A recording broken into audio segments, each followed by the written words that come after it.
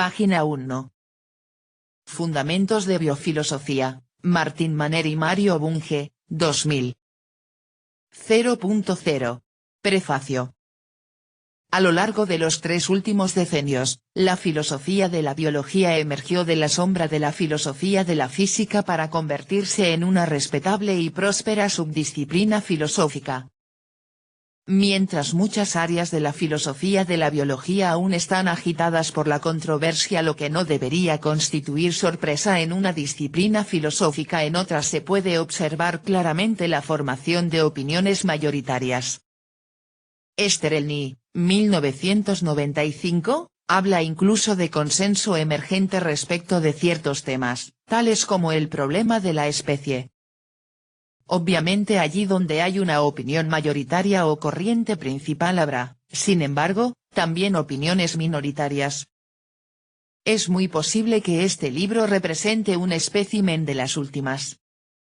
Por ejemplo, defenderemos la tesis de que el concepto de evolución solo tiene sentido si las especies son clases inmutables antes que individuos mutables. En otras palabras, argumentaremos que las especies no evolucionan y, lo que es de máximo interés, aunque hay más, es que la unidad de la evolución es el organismo y no la población, mucho menos la especie.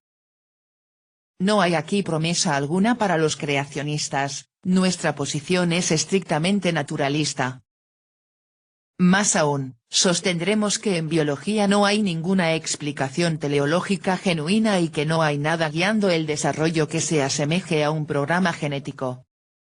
También rechazaremos las interpretaciones neopositivista y semántica de las teorías científicas, así como el programa fuerte de vida artificial, y también las afirmaciones de que la termodinámica y la teoría de la información son útiles en biología evolutiva. Algunas de estas ideas pueden sonar no solo provocativas sino simplemente erróneas. Después de todo, no es raro oír que quienes no están de acuerdo con una opinión determinada simplemente no la entienden. El esquema de rechazo es del tipo: usted es un esencialista, sencillamente no entiende el pensamiento poblacional. Por supuesto, en algunos casos el reproche es válido. Por lo tanto, si uno elige desviarse de la ortodoxia, será mejor esforzarse en presentar un buen caso para sus herejías. Primero, en vez de limitarse a ser destructivo, deberá ser constructivo siempre que resulte posible. En otras palabras, no solo deberá criticar la opinión predominante sino también tratar de proponer alternativas. Segundo, tales alternativas deberán ser viables, esto es, consistentes con el conocimiento biológico sólido. Tercero, las alternativas no deberán ser erráticas sino estar formuladas de una manera sistemática. Por último, pero no por eso menos importante, será de gran ayuda contar con un sistema filosófico completamente desarrollado en el cual anclar la propia filosofía de la biología. En pocas palabras, la propia postura deberá ser coherente y formar una totalidad sistemática y comprensiva que le permita a uno dar una mirada renovada a la biología y a la filosofía.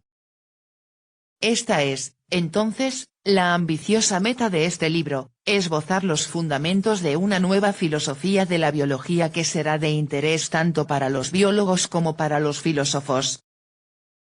A fin de posibilitar tal posición sistemática, así como para exponer nuestro Fundamentum Argumentationis, debimos escribir la primera parte del libro, bastante extensa, que trata de ontología, semántica y epistemología generales. Puede utilizarse como una introducción general a la filosofía de la ciencia. Se basa en la obra filosófica del mayor de los autores, cuyo contenido ha sido modificado siempre que fue necesario para acomodarse mejor al específico y variado dominio de las ciencias biológicas. Aunque la mayoría de la parte 1 es indispensable para seguir las discusiones en la parte 2, no haremos uso explícito de todos los conceptos introducidos en la parte 50.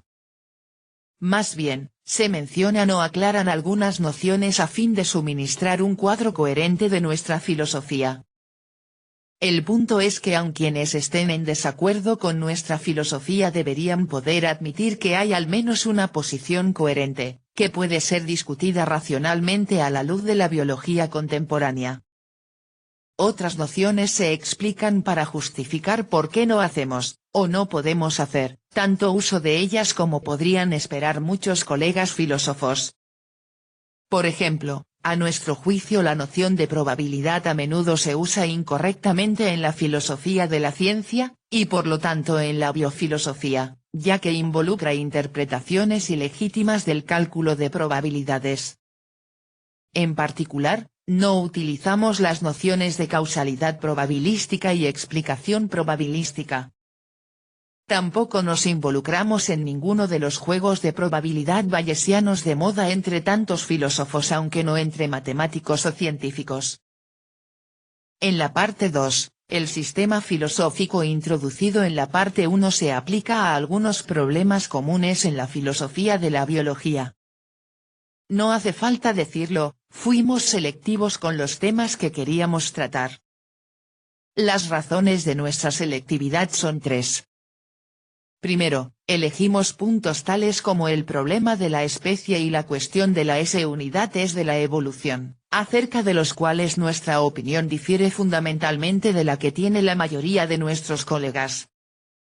Segundo, seleccionamos temas como el problema de la naturaleza de la vida y la biología del desarrollo, descuidados de alguna manera en filosofía o en biología.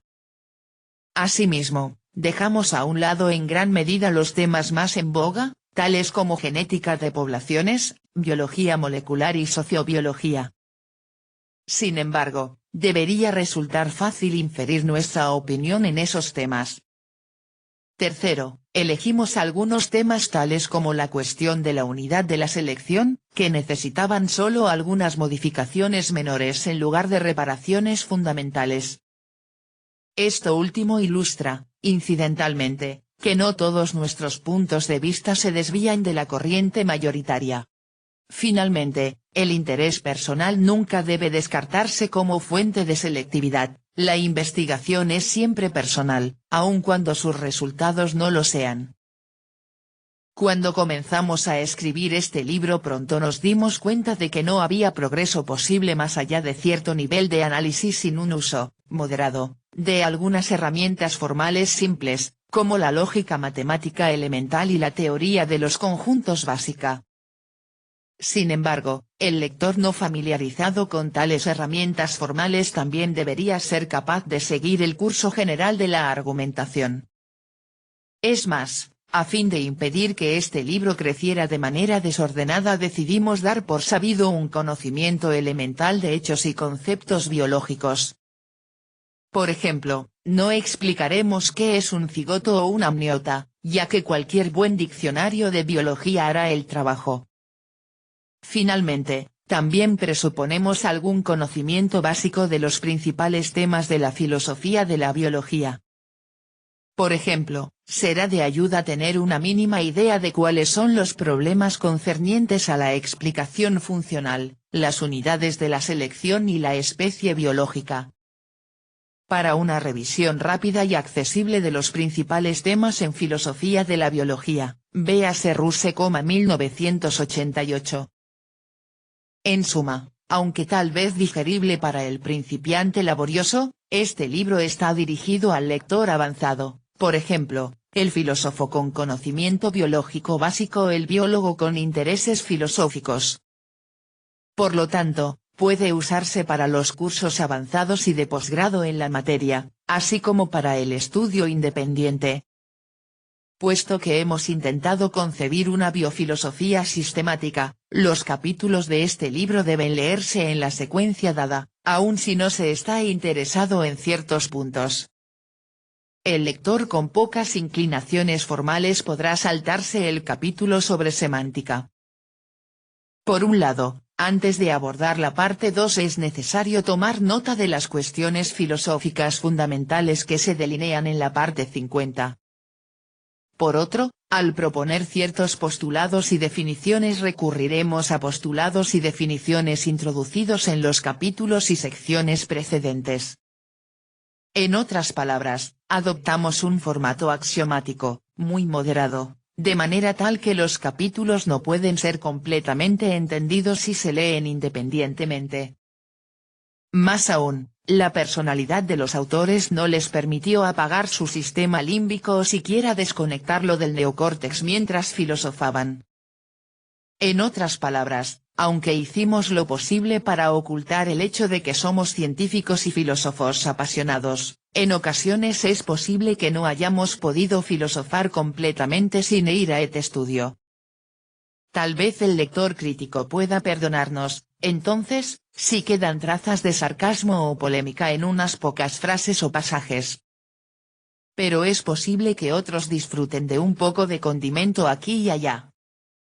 Finalmente, una palabra sobre los autores. Ambos son científicos que se convirtieron en filósofos. El menor de ellos, Martin Manner, hizo su doctorado en zoología y el mayor, Mario Bunge, en física teórica. El orden de autoría que hemos adoptado refleja la distribución de la carga de trabajo. Página 15.